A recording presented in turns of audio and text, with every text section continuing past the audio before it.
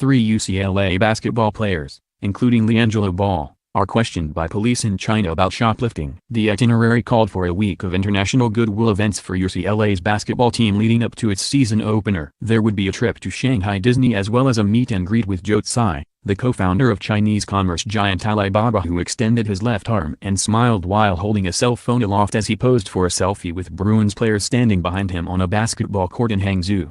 Then came a most unwelcome diversion. UCLA freshman LiAngelo Ball, Cody Riley and Jalen Hill were involved in a shoplifting incident, according to a person close to the situation, clouding their futures and drastically altering the tenor of the Bruins trip. It was not immediately clear whether those players had been detained by police or whether they would be allowed to play in their team's game against the Yellow Jackets at Baoshan Arena in Shanghai.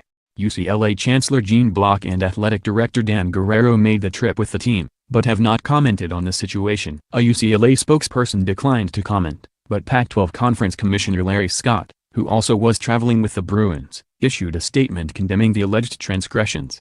"We are very disappointed by any situation that detracts from the positive student-athlete educational and cultural experience that this week is about," Scott said. "Whether in the United States or abroad, we expect our student-athletes to uphold the highest standards." The Atlanta Journal-Constitution reported that local police were called to the hotel where both teams were staying in Hangzhou and inspected the contents of the UCLA team bus as players waited to depart for practice. Police interviewed players from both teams before clearing 3 players from Georgia Tech, according to a statement released by the school. The 3 UCLA freshmen involved in the incident comprised nearly half of a 7-man recruiting class that was ranked as high as No. 5 in the country. All 3 were expected to come off the bench this season. Ball is the younger brother of Lakers rookie Lonzo Ball and a high-volume shooting guard from Chino Hills High who scored 11 points on 4 for 8 shooting during the Bruins' exhibition victory over Cal State Los Angeles last week. His father, LaVar Ball, told The Times that LiAngelo would attend UCLA for only 1 season before going on to the NBA. Riley is an old school, back-to-the-basket power forward from Chatsworth Sierra Canyon High who is also a tenacious defender. He forced a turnover in the backcourt and went in for a dunk during UCLA's exhibition and finished with 8 points, 5 rebounds and 2 steals.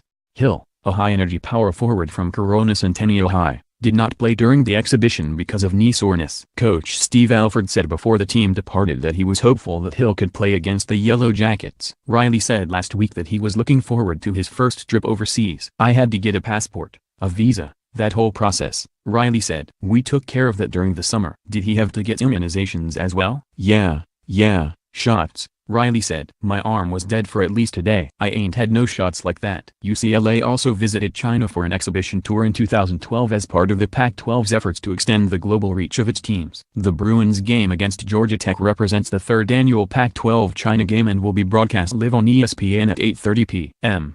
PST Friday. "This week is about the game, but it's also about much more," Scott said before the incident in a statement. "Sport can play a role to improve the world by having peaceful, friendly exchanges between people. This is an example of how people getting to know one another, especially when they're young, and having an appreciation for different cultures, societies, systems and ways of thinking can make our world a better place. We're happy the young men from UCLA and Georgia Tech will have a chance to experience that and I'm sure that will leave an indelible mark."